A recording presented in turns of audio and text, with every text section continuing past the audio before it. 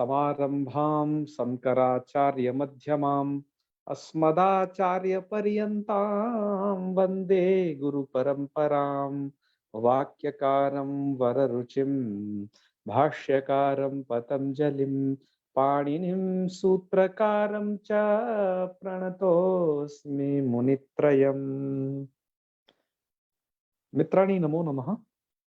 आइए, आपका स्वागत है आज इस पूर्व कृदंत प्रकरण में, जहां पर आज हम पढ़ेंगे कुछ एक अगले प्रत्यय को, जो प्रत्यय है क्विप प्रत्यय। यह क्विप प्रत्यय काफी चर्चित है साहित्यिकों के बीच। संपूर्ण संस्कृत वाङ्मय में इसकी एक अलग पहचान है इस कृदंत के क्विप प्रत्यय की। आपको याद हो, जब आपने हलंत पुल्लिंग प्रकरण पढ़ना आरंभ किया था तो कुछ शब्द वहां ऐसे थे, जैसे लिट लिड लिहु लिहा, ये शब्द जो बनाए थे ये क्विप प्रत्यय करके बनाए थे आपने। तो क्विबंत होने से उनकी प्रातिपदिक संज्ञा कृतध्य समासास्य सूत्र द्वारा होती थी। तो आज हम इस सुप्रसिद्ध क्विप प्रत्यय को पढ़ने जा रहे हैं। इसका कहाँ कहाँ किस किस तरीके का प्रयोग है, एतत् प्रत्यांत शब्दों के रूप कैसे चलेंगे, ये भी हम आज जानेंगे पूरी प्रक्रिया सहित। हालांकि लघु सिद्धांत कौमुदी में तो मात्र 3 ही यहाँ पर इसके उदाहरण दिए गए हैं, उखाश्रत, पर्णध्वत और वाहभृट। और ये तीनों उदाहरण ऐसे हैं कि बहुत ज्यादा प्रसिद्ध भी नहीं है। आपको जो क्विप प्रत्यय के बहुत ही प्रसिद्ध उदाहरण मिलते हैं, उन प्रसिद्ध उदाहरणों की हम चर्चा करेंगे। तो आज का वीडियो बहुत ही इंटरेस्टिंग होने वाला है, देखते रहिए अंतिम तक, और भी काफी सारी चर्चा करेंगे रूपों की। चलिए, क्विप प्रत्यय विधायक सूत्र है क्विप च। मित्रों, जैसे आपने विजुपेश छंदसी आतो मनिन कोने बने पश्च ये सूत्र पढ़े और अन्यभ्योपि दृश्यन्ते यह सूत्र पढ़ा, उसी प्रसंग का सूत्र है। हम ये कहें कि कल की वीडियो का शेष है यह आज का वीडियो, तो पूरा एक प्रसंग हो जाएगा। क्विप च ये भी उसी का है। तो अन्यभ्योपि दृश्यन्ते के बाद में क्विप च लिखा गया, जिसका अर्थ होता है, जिसका अर्थ ऐसा किया कि अयमपि दृश्यति का ये भी देखा जाता है। ये भावार्थ है मित्रों। सूत्र का शाब्दिक अर्थ क्या है वो हमने नीचे लिखा है, उसको ऐसे समझना चाहिए। सोपपदात निरुपपदात वा। सोपपद या तो कुछ उपपद में हो, या निरुपपदात या कुछ भी उपपद में ना हो, उससे यह वा मतलब दोनों में से किसी भी चीज से, कैसी भी धातु से धातु हो, अर्थात धातु मात्रात लोके पी क्विप स्यात्। क्विप प्रत्यय लोक में भी हो जाता है ना, अर्थात लौकिक प्रयोगों में। क्योंकि ये मैंने आपको कल बताया कि वैदिकों के लिए विजुपेश छंदसी से कुछ छंद में विधान किया गया था, लेकिन अभी प्रत्यय अयमपि दृश्यते अर्थात लोकेपि दृश्यते, लोक में भी इस प्रत्यय का विधान होगा। स्वपदात् निरुपदात्, ये सूत्र का अर्थ हुआ। कोई प्रत्यय का शेष क्या रहता है ये ध्यान रखिए। इसको हम कहते हैं कि क्विप का सर्वापहारी लोप हो जाता है। क्या है ये सर्वापहारी लोप, समझिए इसे।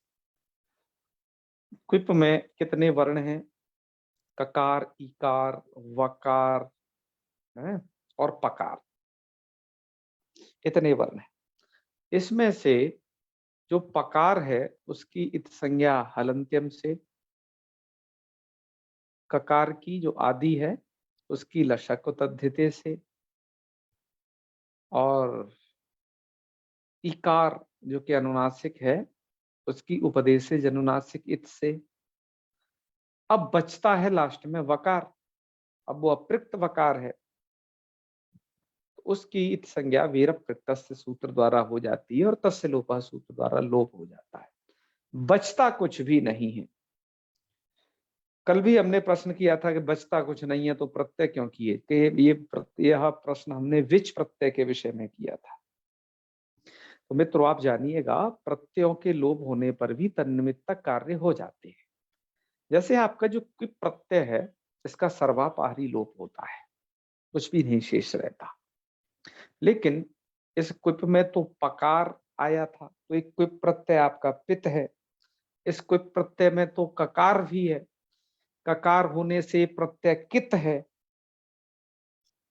तो प्रत्यय के लोप होने के बावजूद भी पित्त प्रयुक्त यदि ह्रस्व से प्रतिकृति तुक करना है तो वो हो जाएगा। कित निमित्तक यदि कहीं एक लक्षण गुण वृद्धि निषेध है तो वो हो जाएगा, ये रहेगा। ठीक है। और एक बात और आपको ध्यान रख लेनी है, हालांकि ये बात हमने कल थोड़ा सा इंगित की थी, आज पूरा बताते हैं, क्योंकि आज आप क्विप प्रत्यय पढ़ रहे हैं। क्विप और विच प्रत्यय दोनों का ही सर्वापहारी लोप हो जाता है। हम कैसे पहचानेंगे सत्यम जी कि ये वाला शब्द रूप क्विप से बना है, ये वाला विच से बना है? ये पहचानना बहुत बड़ी टेढ़ी खीर होगी ना, क्योंकि बचता तो कुछ भी नहीं है दोनों का। आप वहां ऐसे पहचान सकते हैं, कुछ तरीके आपको बता दे रहे हैं कि पाणिनि जी जब अनुबंध जोड़ते हैं तो उनका कुछ ना कुछ प्रयोजन होता है। विच में तो उन्होंने चकार जोड़ा है, चितः वगैरह सूत्र के लिए, तो विच में भी कुछ बचता नहीं है। और क्विप प्रत्यय में उन्होंने पकार जोड़ा, तो जहां पर, और ककार भी जोड़ा, तो जहां पर धातु में है कित्व निमित्तक आपको एक लक्षण गुण वृद्धि निषेध दिखाई दे, या फिर ह्रस्व से प्रतिकृति से तुक दिखाई दे, और प्रत्यय कुछ भी ना दिखाई दे, तो समझ लेना वहां पर क्विप प्रत्यय किए हैं। और विच प्रत्यय में, विच प्रत्यय का भी सर्वापहारी लोप होता है, और वो प्रत्यय वेद के लिए, क्योंकि चित्त का जो प्रयोजन है वो स्वर प्रयोजन है, तो वो वेद के लिए है इस प्रत्यय। लेकिन लोक में भी उसका कहीं कहीं प्रयोग है। तो जहां पर धातु में आप गुण वृद्धि देखो है, और तोगागम वगैरह नहीं देखो धातुओं से, तो वहां समझ लेना कि वो विच प्रत्यय से बना हुआ है। ऐसे आप भेद कर सकते हैं इनके बीच में। तो आइए अब पढ़ते हैं इसकी प्रक्रिया को कि क्या कैसे रूप बनता है। आइए यहाँ पर हम सबसे पहले उखासर्त इस उदाहरण को पढ़ते हैं। 3 उदाहरण यहाँ पर दिए गए, और तीनों के तीनों उदाहरण जो वरदराजाचार्य जी ने दिए वो सोपपदार्थ, अर्थात कुछ ना कुछ शब्द उनके उपपद में रहेगा धातुओं से, ऐसे उदाहरण दिए। निरुपपद का उदाहरण इन्होंने प्रस्तुत नहीं किया है, वो भैमी व्याख्याकार ने किया है। हम उसे उद्धृत करेंगे, यहाँ पर आपको बतलाएंगे वो सब चीजें। सबसे पहला, उखाया स्रंसते। ऊखा एक यज्ञ पात्र विशेष है, या फिर कहो बटलोई, भगोनिया जिसे आप कहोगे अपनी ग्रामीण भाषा में। तो ऊखा या स्रंसते, जो ऊखा से गिरता है। क्या गिरता है? ऊखा से भाप गिरी, या ऊखा अर्थात बटलोई, उसमें आप बना रहे थे खीर, तो खीर उफन के गिर गई है। हलवा बना रहे थे, तो वो भी थोड़ा खदकते खदकते गिर गया। तो उखाया स्रंसते, जो ऊखा से गिरेगा उसको हम एक शब्द में कहेंगे उखास्रत, क्योंकि वो कर्ता अर्थ में प्रत्यय हुआ है। उखास्रत उसका नाम होगा जो ऊखा से गिरेगा। उखा का मैंने अर्थ बताया, याद रखिए, यज्ञ पात्र विशेषः अथवा सामान्य पात्र विशेषः, अर्थात बटलोई जैसे। ठीक है, ये कह सकते हो आप। तो चलिए ऐसे बनाते हैं इसको, उखाया स्रंसते। तो ये विग्रह किया आपने, लौकिक अलौकिक रहेगा ऊखा ngसी, और स्रंस धातु से हमने क्विप क्विप प्रत्यय कर दिया, तो ऊखा स्रंस क्विप, क्विप का कर देना है सर्वापहारी लोप। तो ऊखा ngसी स्रंस ऐसा बचेगा। स्रंस में भी जो आपको अनुस्वार दिख रहा है बीच में, तो अनिदिताम हलपुदाय किंगित नगी करके उसका आप लोप कर देंगे। लोप कर दिए तो स्थिति बचेगी उखास्रस। इस उखास्रस को आप एक संधि कार्य करेंगे, आप पहले पढ़ा ये सूत्र को भी, वसु संशुधन संडुहांतः। इस सूत्र के द्वारा आप कर देंगे सकार को दकार, दकार कर दिया उखास्रद, और यह जो द्वितीय सकार है जो कि कृदंतत्वात् प्रातिपदिक संज्ञा हुई और स्वादि की उत्पत्ति होती है, इस सकार का आप हल्ग्यादि लोप कर दीजिएगा और दत्त करके उखास्रद, और वैकल्पिक चर्त करेंगे आप यहाँ, तो उखास्रत पहले चर्त हो जाएगा तो उखास्रत, और दूसरा रूप बनेगा उखास्रत। ये दो रूप आपके बनके तैयार होंगे यहाँ पर, उखास्रत उखास्रत। ओके, अब आइए आगे बढ़ते हैं। और रूप कैसे चलेंगे सब, जैसे आपके पीछे चले हैं, दकारांत शब्दों में जैसे रूप चले हैं, क्योंकि उखास्रस शब्द है तो इधर बन जाएगा उखास्रत उखास्रत। और आगे के लिए ये ध्यान रखेंगे कि यह शब्द आपका उखास्रस सकारांत है। मूल रूप से शब्द आपका कैसा है, ये सकारांत है ये शब्द। तो इसके रूप पहले भी लिखे जा चुके हैं, तो आगे के रूप जब आप औ और जस इत्यादि विभक्तियां लाएंगे तो वहां पर उखास्रस उखास्रसः यह रूप बनाइएगा।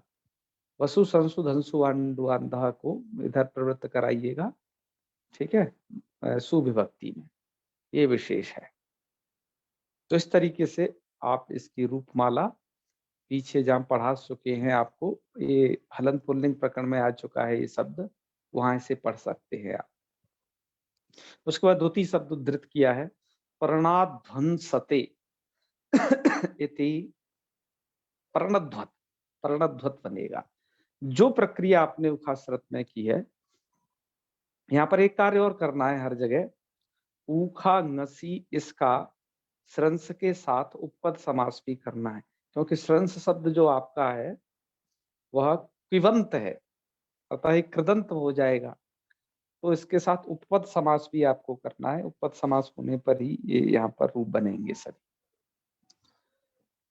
अब अगला है इसी तरीके से पर्णाध्वंसते, तो पर्ण ngसी, ध्वंस और कोई प्रत्यय, पर्ण अर्थात पत्ते से जो गिरता है उसे हम कहेंगे पर्णध्वत। तो पत्ते से जो गिरे, मान लीजिए कि पत्ते से कीड़ा कोई गिर गया तो कीड़ा का नाम हो जाएगा पर्णध्वत, या पत्ते से बूंद गिरी ओस की, उसे कहेंगे पर्णध्वत। तो जो गिरे उसे कहेंगे, पत्ते से गिरे उसे कहेंगे पर्णध्वत। अब आइए आगे क्या बनेगा, तो पर्ण ngसी ध्वंस क्विप, ये रहा, क्विप का सर्वापहारी लोप करेंगे इस तरीके से जो बता रखा है, सर्वापहारी लोप।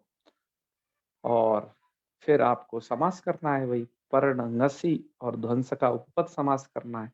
समासत्वा प्रातिपदिक संज्ञा विभक्ति का लुक हो जाएगा तो ngसी का लुक हो जाएगा।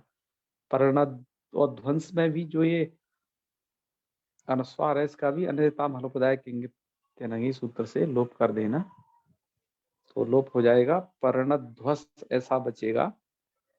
और यहाँ पर भी आप वसु संसु धंसु अनुबंधा लगा करके पर्णध्वत, और इसका बचेगा सा, जो सु का सा है उसका हल्ंग्यादि लोप कर देना। इसके भी रूप ठीक जैसे आपने उखास्रत के चलाए थे, पर्णध्वत शब्द के भी रूप आप इसी तरीके से चलाएंगे। इसके बाद अग्रिम शब्द आता है वाहभ्रट। वाहभ्रट शब्द के रूप कैसे होते हैं ये भी हम देखेंगे, और साथ में ही ये बनता कैसे है। तो बाहात भ्रंसते अथवा भ्रंस्यती वा, बाहात, बाह किसे कहते हैं, बाह कहते हैं अश्वाह, क्योंकि वो आपको बैठा के ले जाता है ना। तो बाह नाम है अश्व का, तो वाहात भ्रंसते अर्थात घोड़े से गिरने वाला, उसको कहेंगे वाह भ्रट। ठीक है, रूप कैसे बनेगा तो देखते हैं। वाह नसी और भ्रंश धातु से क्यों प्रत्यय किया, तो यहाँ तीनों देखो अलग अलग धातुओं के उदाहरण हो गए। पहली संस का था पहला उदाहरण, दूसरा ध्वंस का था, तीसरा भ्रंश का है तीसरा उदाहरण।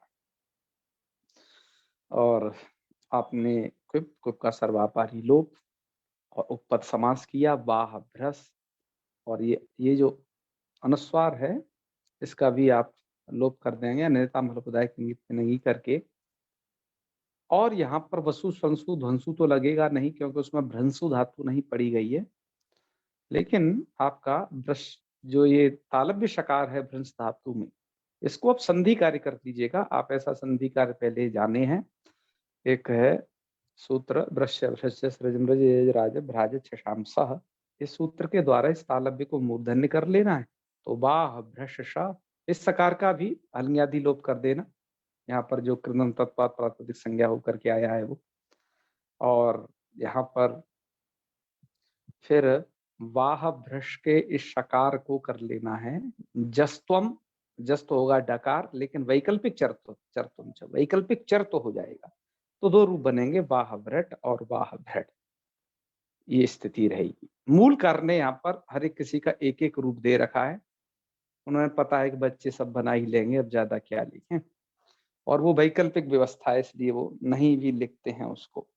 तो इसके रूप कुछ ऐसे चलेंगे कि वाह भ्रट वाह भ्रट वाह भ्रसौ वाह भ्रसः। ठीक है, वाह भ्रसम वाह भ्रसौ वाह भ्रसः।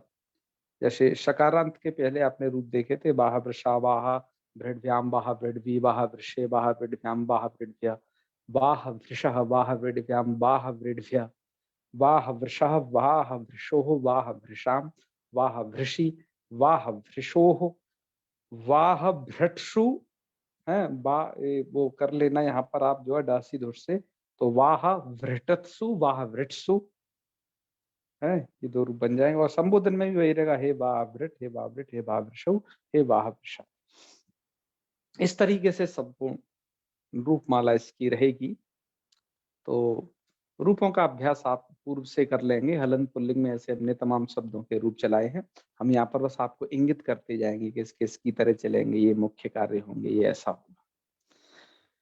इन रूपों की सिद्धि आपके व्याख्याकार सुधा टीकाकार ने कैसे की है उनको भी एक बार देख लेते हैं।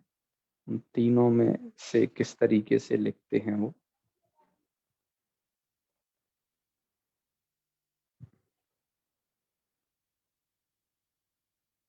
तो यहां से देखते हैं।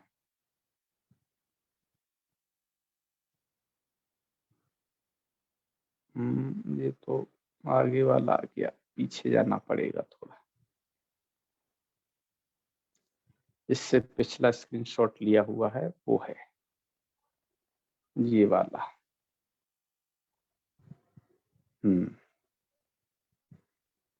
चलिए तो एक क्विप्चा का व्याख्या इन्होंने आरंभ किया और उसका अर्थ भी लिखा क्विप्चा सूत्र का इन्होंने कि सर्वधातुभ्य सोपपदेभ्य है। आधार्थ लिखा मैंने सोपपदेभ्य और निरुपपदेभ्य दोनों तरीके का अर्थ लिखा है क्योंकि दोनों तरीके का व्याख्यान है। छंदसी लोके छंदो चाहे लोक हो उसमें क्विप दृश्यते ऐसा अर्थ है। पूरा अर्थ हमने लिखा है क्योंकि हमने जो जिस व्याख्या का सहारा लिया है वो आपका ऋजु पाणिनियम नाम का एक ग्रंथ है किसी दाक्षिणात्य का, तो उससे लिखा है। तो ये है ये रूप कैसे बनता है उखाश्रित वो देखिए। उखाया सरंसतेति विग्रह, तो ईखा उखा इति उपपदे सरंस धातु हो क्विप्च इति क्विपी क्विपः सर्वापहारे अनिदिताम हलपुदाया किंगति इति न लोपे। न लोपे को मैं बार बार कह रहा था पढ़ाते वक्त अनुस्वार का लोप, क्योंकि वह वस्तुतः नकार जा वनुस्वार, जो भी अनुस्वार है वो सब नकार के बेटे। ठीक है, आप वहां न लोप ही समझना पर, तो न लोपे और उपपद समासे समासावयवो सुपोलुकी समासत्वात् प्रातिपदिकत्वे सौ पुलोपे हल्ङ्याबोधिगस्तम हल इति सलोपे और वसु संशोधन संडुआन्धा इति स्रंसः सकारस्य दत्त्वे और वावसाने इति विकल्पेन चर्त्वे तकारे उखास्रत इति रूपम। और वैकल्पिक यहाँ लिख देना चाहिए तो उखास्रत ये दूसरा रूप यह भी बन जाएगा, तो पूरा शुद्ध हो जाएगा। ऐसे अगला रूप इन्होंने बनाया पर्णध्वत। लिखते हैं कि पर्णात् ध्वंसते इति विग्रह, क्विप्च इति क्विपी क्विपः सर्वापहारे अन्यथा मलबदाय किंगति इति न लोपे उपपद समासे सुपुलुकी समुदायात् सौ तस्य लोपे वसुसंसंदोन्वान्दा सस्य दत्वे और चर्त्वे करते पर्णध्वत इति रूपम। दूसरा भी ऐसे सिद्ध कर दिया। तीसरा देखिए वाह भ्रट, इसका लिख रहे हैं वाहात भ्रश्यते इति विग्रह, ऐसा विग्रह है। तो वाह इति वो पदे भ्रंस धातो हो क्विप च इति क्विपी क्विपः सर्वापहारे। ये भ्रंसा में अनुस्वार छूटा हुआ है, आप यहाँ लगाइएगा क्योंकि इस पुस्तक में ऐसी मिस्टेक है। अनिदिताम हल उपधाया किंगिति, ये नीचे देखना भैया, इधर लिखे हैं टीका नीचे है। किंगिति न लोपे उपपद समासे सुपो लुकी समुदायात् सौ तस्य लोपे और वृश्च भ्रश्च इत्यादिना सस्य षत्वे तस्य झलाम जसूनते इति डत्वे वावसाने इति चर्त्वे कृते उक्त रूपम, अर्थात बाहभृट ये रूप बन जाएगा है। तीन ही तो हमने रूप बनाए। और इस तरीके से रूप जो बनते हैं वो कौन कौन से हैं वह भी आपको अवश्य देख लेने चाहिए। फहमी व्याख्याकार ने ऐसे प्रसिद्ध रूपों के लगभग लिस्ट प्रस्तुत कर रखी है, इसमें लगभग ऐसे 20 रूप प्रस्तुत किए गए हैं। तो 15-20 रूप हैं, आप उन्हें देखिएगा। जो क्विप प्रत्यय के बहुत ही प्रसिद्ध हैं। मैं कहता हूं कि लक्कौमुदीकार ने तो प्राय ये अप्रसिद्ध इधर दे रखे हैं, ज्यादा प्रयोग नहीं होता है, लेकिन इनका आप वाक्यों में प्राय प्रयोग करते ही करते हो, ठीक है। और वो ऐसे हैं, ये थोड़ा सा जूम और करते हैं यहाँ तक। ये देखिए लिखते हैं जलम मुंचती, तो जलम उपपद रहते, ध्यान रखिएगा, जलम उपपद रहते मुंच धातु से आप बना लीजिएगा उपपद समास करने के बाद जल मुच, क्या करेंगे जल मुच। और स्थिति भी आप देखे जाइए, उन्होंने लिखी है जल मुच क्विप, और चकार को ककार कैसे होगा, सूत्र भी दर्शा रखा है चोकु, ठीक है, चोकु सूत्र से ये कुत्त हो जाएगा, ये दर्शाया है। चलिए ऐसे और देखिए, अम्बु विभर्ती थी, अम्बु ये द्वितीया का रूप है, ये अम्बु को विभर्ती अर्थात पानी को धारण करने वाला, अम्बु कहते हैं जल। अम्बुभृत, तो यहाँ पर क्या हुआ ध्यान दीजिए, यहाँ पर अम्बु उपपद रहते भ्री धातु है, क्विप प्रत्यय कर दिया, तो अम्बु भ्री और क्विप का हो गया सर्वापहारी लोप। और क्विप प्रत्यय तो पित है ना, और भ्री का री हिरस्व है, इसलिए हिरस्व से प्रतिकृति तुक से तुक भी कर दीजिए साथ ही साथ, तो रूप आपके ऐसे बनेगा ये अम्भुभृत है, बाद में तकार, तो अम्भुभृत। ऐसे ध्यान रखिए, जैसे अम्बुभृत बनाया ऐसे ही महीभृत बनाना है। महीम विभर्ती थी, पृथ्वी का जो पालन करता है, महीभृत राजा को कहते हैं, महीभृत इत्युक्ते भूपा। तो ऐसे भी वो और भी कई शब्द आपको बना लेने हैं, या तो निदर्शन मात्र है, बाकी आपको जैसे उदाहरण शास्त्रों में मिले हैं, आप अपनी बुद्धि पूर्वक विचार करके ये रूप आपको इस तरीके से बनाने हैं। फिर है मधुम लेढ़ी थी, लिहा स्वादनी धातु है, मधुलिट कैसे बनेगा, मधु लीह क्विप, क्विप का सर्वापारी लोप, और संधि कार्य तो ये थावत करते रहे, हकार को ढकार, तो मधु लेढ़, और उस ढकार को आपको जस्त इत्यादि कार्य करके मधुलिट, मधुलिट वैकल्पिक चर्त भी कर लेना है, ये रूप बन जाएगा। मधुलिट कहते हैं मधु अर्थात पुष्प, उसको चाटने वाला, अर्थात भ्रमर, भ्रमर को कहते हैं मधुलिट, ठीक है। तो आगे बढ़ते हैं। भुजंगम भुंगते इति, भुजंग को खाने वाला, मूल धातु पर ध्यान देंगे और क्या उपपद है इस बात पर ध्यान देंगे। भुजंग उपपद है, धातु क्या है? भुंगते इति, मतलब भुज धातु है, भुज पालना व्यवहार है। तो इससे आपने क्विप प्रत्यय कर दिया तो स्थिति हो जाएगी भुजंग भुज क्विप, और भुज धातु है ना तो भुजंग भुज शब्द बनेगा उपपद समास होने के बाद, और आप यहाँ पर कर देंगे चौकू, मतलब संधि के कार्यवाही करनी है। जैसे आपने अभी जहाँ उदाहरण भ्रंशु धंसु के जो उदाहरण पढ़ रहे थे हैं, तो वहां पर जो उखास्रत वगैरह बनाए थे, वहां पर भसु संसु धंसु अंडुआंतः सूत्र लगाया था। तो जो संधि के कार्य हैं, जैसे यहाँ पर मधुलिट में आपने होड़ा लगाया, और जब आपने ये तुक किया यहाँ पर अंबुभृत वगैरह में, तो संधि के कार्य हैं वो आपको यथावत करने ही होंगे जो आपने पहले पढ़ रखी है। ठीक है, उनको चिंतन से करना है कि अच्छा ऐसा है तो ये काम हो जाएगा संधि का। जैसे आपने वृश्च राज ये भी सूत्र लगाया था, तो देख करके सब जगह लगाते रहिए। तो ये बन जाएगा क्या? भुजंगम भुंगते थी भुजंग भुक, भुजंग भुक कहेंगे सर्प को। ऐसे ही विषम भुंगते इति विषभुक बनेगा क्या? नहीं, आगे देखो बनाया भी है, विषम भुंगते इति विषभुक। ठीक है, तो ये बन ही जाएगा। और हितम भुंगते इति हितभुक, मितम भुंगते मतलब हितकारी क्या है? उसको खाने वाला, भाई जो हित में है वो चीज खाओ जो पेट में पच जाए, उसे कहेंगे हितभुक। मितभुक उसे कहेंगे एकदम नपातुला खाने वाला, कि भैया इतना ही पचा पाएंगे इतना ही खाएंगे, तो उसे कहेंगे मितभुक। ये आयुर्वेद में प्रयोग शब्द हैं जिनको मैं बोल रहा हूँ, हितभुक मितभुक तथा। तो ये भी ऐसे ही आपको बनाने हैं। तो प्रयुक्तानाम अनुवाख्यानम है, क्विप में भी ध्यान रखिए, जो शब्द प्रयोग किए गए वो आपको बनाने हैं। ठीक है, जिनका प्रयोग नहीं है उनको आपको नहीं वर्क करना है उस पर, लेकिन ये बनते हैं तो आपको बनाने हैं। ऐसे अगला देखिए, अगला विश्व उपपद रहते सृज धातु से बना रहे हैं, विश्वम सृजति। तो विश्व कर्मोपद रहते सृज धातु से विश्व सृट सृज ऐसा बनेगा, लेकिन आप इस संधि कार्य कर ही लीजिएगा। वृश्य सृज सूत्र द्वारा जकार को शकार और उसको जस्तो वैकल्पिक चर तो करके विश्व सृट विश्व सृड, और ये जकारांत शब्द है, आगे के रूप कैसे चलेंगे फिर? विश्वसृजौ विश्वसृजा, विश्वसृजम विश्वसृजौ विश्वसृजा, इस बात का ध्यान रखिए। विश्वसृजा आगे विश्वसृडभ्याम विश्वसृडभी, वो रूप ऐसे चलेंगे। ठीक है, रूपों का भी अभी अभ्यास करा देंगे इसके बाद कुछों का, क्योंकि आपको ये संधि के कार्य प्रथमा विभक्ति में कुछ दिखाई दे रहे हैं, आगे तो वो शब्द जैसा है मूल रूपेण वैसा चलेगा। आइए, सुश्रुत किसे कहते हैं? तो सुष्ठु शृणोति थी, जो अच्छी तरीके से आपकी बात को सुने उसको कहेंगे सुश्रुत। ठीक है, पहले के वैद्य आपकी बात को अच्छे से सुनते थे तो उन्हें सुश्रुत कहा जाता था। इसलिए एक सुश्रुत संहिता नाम का ग्रंथ भी बड़ा प्रसिद्ध है, क्योंकि वो आपकी सुनता था अच्छे से।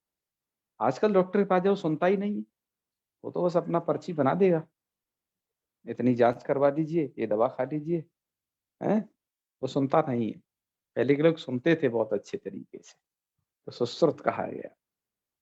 तो सुष्ठु श्रृणोती थी, यहाँ पर सु उपपद रहते श्रु श्रवणे नाम की धातु से कोई प्रत्यय सर्वापारी लोप कर लीजिएगा। और ये श्रु धातु ह्रस्वकारांत है, तो ह्रस्व से प्रतिकृति तुक, क्योंकि कोई प्रत्यय परे है ना, तो तन निमित्तक यहाँ पर तुक हो जाएगा, तो आपका रूप बन जाएगा सुष्ठु श्रृणोती थी सुश्रुत। तो श्रु के बाद जो तकार दिखाई दे रहा है ये आपका तुक का तकार, तो ये तुक लगने से ही संभव ऐसा रूप हो पाएगा, मतलब कि प्रत्यय करने पर ही संभव हो पाएगा, विच से नहीं बनेगा, क्योंकि विच प्रत्यय का भी सर्वापारी लोप होता है, लेकिन वो प्रत्यय आपका जो है पित्त नहीं है, ये अंतर पड़ेगा। ऐसे आइए आगे, प्रसाम्यतीति प्रपूर्वक समधातु। तो प्रसाम्यतीति अर्थात जो अच्छे तरीके से शांत होने वाला, उसका रूप क्या बन जाएगा? तो यहाँ पर क्या काम हुआ है नया? नन्ना से कुछ जलो किंगति से उपधा दीर्घी करना है, तो प्रसाम और मकार को मूल धातु से नकार भी कर लेना है यहाँ पर। तो प्रसाम्यतीति प्रसान, प्रसान के आपने रूप पहले चलाए हैं, ठीक है ना। भैया विश्व सृष्टि में कैसे कैसे पहचान करेंगे इसकी? क्या विच में? नहीं विश्व, हाँ विश्व सृष्टि वाली बात है ना, विश्व सृष्टि में कैसे पहचान?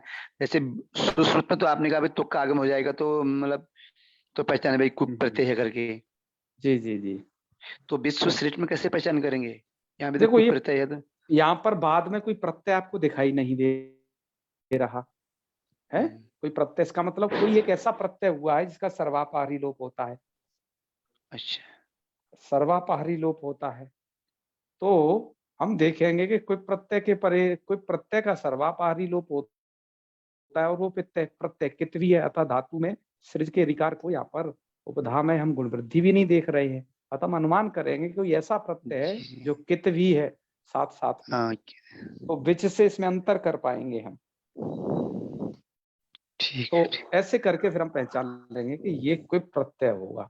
मतलब जहां प्रत्यय नहीं दिख रहा है लेकिन उसका कोई रूप चल रहा है, धातु है या फिर किसी कर्मोपद रहते, तो ऐसे करके हमें ये पकड़ में आएगा। ठीक है, ठीक है भैया। चलिए आगे बढ़ते हैं। अब 9 की तरफ बढ़ते हैं। कह रहे हैं कि देखो ये मैंने जो बताया अभी कि उपपद के बिना भी कहीं कहीं कोई देखा जाता है, कहीं केवल केवल से। जैसे लेढ़ी तिलिट, जो चाटने वाला है, बिना उपपद के भी देखो हो रहा है, क्योंकि हम सूत्र में अर्थ वैसा किए। तो लेढ़ी तिलिट, आपने लिट के रूप चलाए हैं पहले, ध्यान रखिए, लिट लिट लियो लिया वगैरह कर, तो प्रथमा में ही बनेगा वो, लिया धातु से लिट, ओढ़ा लगा के लोगों के, वो सब प्रक्रिया आप जानते ही हो, हलंत पुल्लिंग में देख लेना, पहला ही शब्द पढ़ाया है। तो ये लिट हम कहेंगे चाटने वाला। ऐसे ही राजते इति राट, जो शोभा पाता है? तो राजते इति राट, तो राजरी धातु से कोई प्रत्यय कर देंगे, राजक्विप, क्विप का सर्वापारी लोप।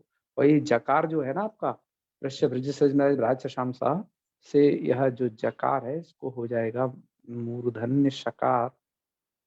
तो और उसको जस्ट इत्यादि कार्य करके वैकल्पिक शर्त भी कर लीजिएगा, तो राट राट ये रूप बनते हैं। इसके भी रूप आप पहले चला के आए हो हलंत पुल्लिंग प्रकरण में। एक ऐसा प्रत्यय है ये जिसके रूप आप पहले चला आए हो काफी, ये तत्प्रत्यांत के सब हलंत पुल्लिंग में, राट राट राजू राजा, ऐसे इसके रूप चलते हैं। और भृज्यतीति, भूनने वाला, उसे कहेंगे भृट। भ्रस्ज धातु से कोई प्रत्यय कर दीजिएगा, ठीक है, और कोई का सर्वापारी लोप हो जाएगा। और ये सभी कार्य करके अभी जिसका जकार, जैसे भ्रस्ज धातु है तो भृट कैसे बन गया? तो यहाँ पर कोई प्रत्यय होने से संप्रसारण होगा इसे, है ये लिखा था ही इन्होंने। और आपको ये सकार जो दिखाई दे रहा है ना, यहाँ तो नहीं है भ्रजति भृट, भृट में तो दिखाई नहीं दे रहा है, क्योंकि मूल इसका बनेगा तो यही। तो इस सकार का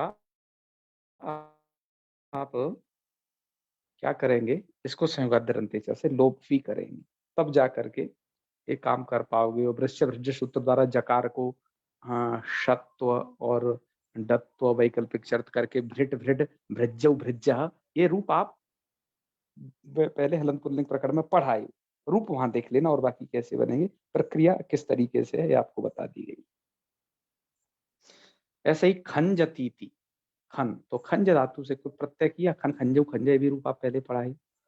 तो ये ऐसे है कि जिनमें कोई कुछ भी उपपद नहीं है, केवल धातु से बन गए। ठीक है, अब जैसे आपको पहले बताया था भोवम विभरती थी, जो भोवम अर्थात जो पृथ्वी का भरण पोषण करते, भूभृत ऐसा बना लेना। भूभृत दोनों के लिए कह सकते हैं, पृथ्वी को धारण राजा भी करते हैं और पर्वत भी करते हैं, है ना। तो भूभृत दोनों के लिए कहेंगे भूभ्रीय क्विप, यहाँ भ्री धातु है, भ्री धारण पोषण है, तो इसका भ्री बचेगा, तो भू भ्री क्विप। और ये ह्रस्व ऋकारांत धातु है, तो ह्रस्व से प्रतिकृति तुक से तुक भी कर लीजिएगा, भूभृत बनेगा। ऐसे ही और भी रूप में, सुष्टु लुनाति इति सुलूह, सुलू क्विप, और सर्वापहारी लोप कृतंत संज्ञा स्वादि उत्पत्ति करके शुलू।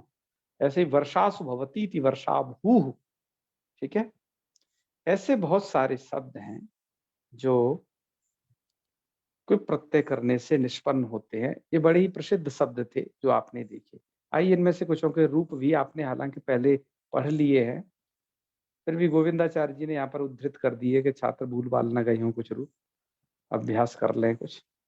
तो उनमें से कुछ रूप का हमने स्क्रीनशॉट लिया है, उनको आप भी देख लीजिए। जैसे यहाँ पर एक शब्द प्रस्तुत किया है, शास्त्रम करोति थी, क्री धातु से कोई प्रत्यय किया है और ह्रस्व प्रतिकृति से तुक कर दिया है। तो ध्यान दीजिएगा, शास्त्रम करोति थी शास्त्रकृत, क्या रूप बनेगा? शास्त्रकृत। शास्त्रकृत शब्द का अर्थ होगा शास्त्र को करने वाला, अर्थात शास्त्र की रचना करने वाला या शास्त्र को बनाने वाला, उसे कहेंगे शास्त्रकृत। तो रूप कैसे चलाएंगे आप? शास्त्रकृत, शास्त्रकृत, ये दकार वाला भी रूप एक बनाना, शास्त्रकृत शास्त्रकृत। मूल शब्द आपका तकार है, फिर शास्त्रकृतम शास्त्रकृत शास्त्रकृत। शास्त्रकृता मतलब शास्त्रकार के द्वारा, शास्त्रकृतभ्याम शास्त्रकृतभी, शास्त्रकृते शास्त्रकार के लिए या शास्त्र बनाने वाले के लिए, शास्त्रकृतभ्याम शास्त्रकृतभ्या शास्त्रकृता शास्त्रकृतभ्याम शास्त्रकृतभ्या। अभी समझ लीजिए इस तरीके से सब रूप बनते हैं। शास्त्रकृता शास्त्रकृतो शास्त्रकृता शास्त्रकृति शास्त्रकृतो हो शास्त्रकृत्सु। हे शास्त्रकृत, हे शास्त्रकृतौ, हे शास्त्रकृतः, ये रूप बनेगा। वैसे हम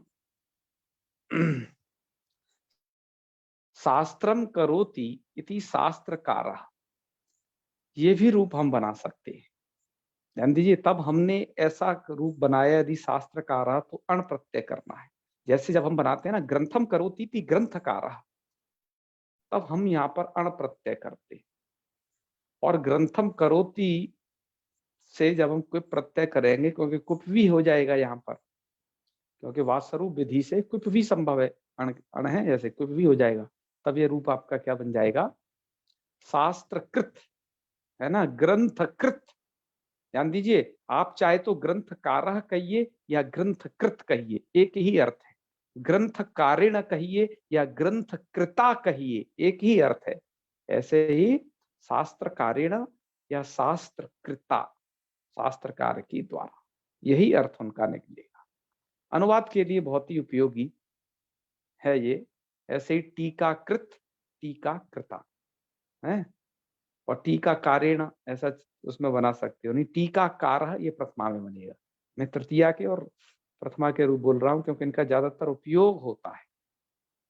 ठीक है,